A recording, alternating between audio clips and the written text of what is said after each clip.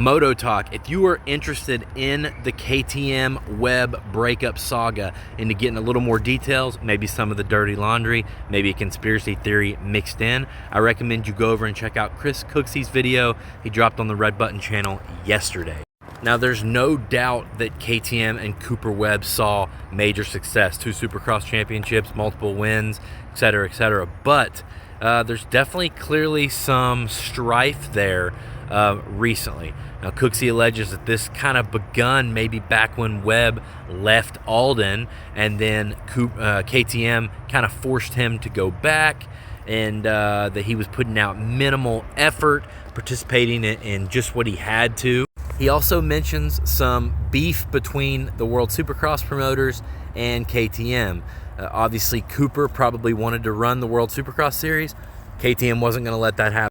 It seems like maybe Cooper Webb activated his outdoor option to get paid, possibly, with no plans to ever finish the series, and that KTM was maybe okay with that because they didn't want him to go to World Supercross for whatever reason.